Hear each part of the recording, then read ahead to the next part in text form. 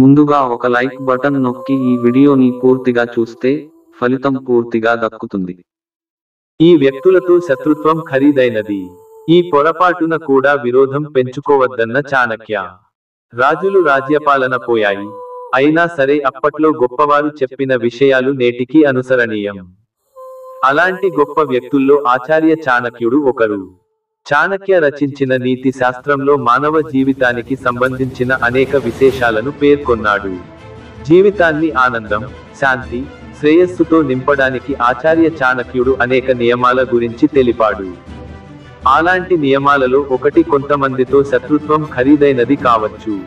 అవును, కొంతమందిని ఎప్పుడూ శత్రువులుగా చేయకూడదని ఆయన స్పష్టంగా చెప్పాడు.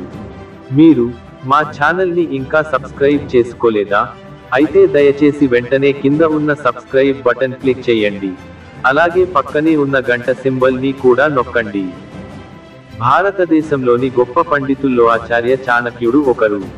అధ్యాపకుడు, రాజనీతిజ్ఞుడు, తత్వవేత్త, పండితుడు, వక్త, గొప్ప తెలివితేటలు కలిగిన వ్యక్తి.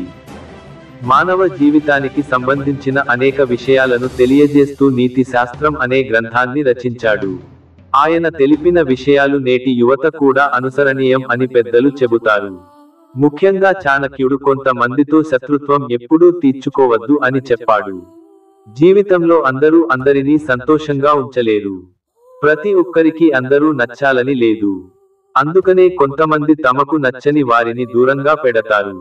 ఈ దూరం క్రమంగా శత్రుత్వంగా మారడం చాలాసార్లు చూస్తూనే ఉంటారు. వేల సంవత్సరాల క్రితం ఆచార్య చాణక్యుడు 5 మంది వ్యక్తులను ఎప్పటికీ శత్రువులుగా చేసుకోకూడదని పేర్కొన్నాడు. ఇలాంటి వ్యక్తులతో శత్రుత్వం ఖరీదైనదిగా మారవచ్చు. జీవితంలోని శాంతి, సుఖం అంతరించిపోవచ్చని ఆయన అన్నారు. మీ పొరుగువారే మీ సంతోషానికి, దుఃఖానికి అత్యంత సన్నిహిత సాక్షులు. మీ పొరుగువారితో మీ సంబంధాన్ని ఎప్పుడూ పాడు చేసుకోకండి.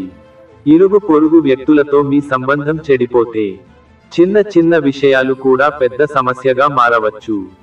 అత్యంత సన్నిహితులతో అకస్మాత్తుగా వివాదం కలిగి శత్రుత్వం ఏర్పడవచ్చు. ఈ శత్రుత్వం కూడా ప్రమాదకరం. మనకు అత్యంత సన్నిహితులకు మన రహస్యాలు, బలహీనతలు తెలిసే అవకాశం ఉంది. కనుక అటువంటి వ్యక్తులు శత్రువులుగా మారితే మనకు అతిపెద్ద ముప్పుగా మారవచ్చు. ఈ వీడియో మీకు నచ్చినట్లు అయితే దయచేసి షేర్, కామెంట్, లైక్ మరియు సబ్స్క్రైబ్ చేయండి. అలాగే మీకు వచ్చిన కల కూడా మాతో కింద కామెంట్ రూపంలో తెలియచేయండి. I know you told your friend you're not okay.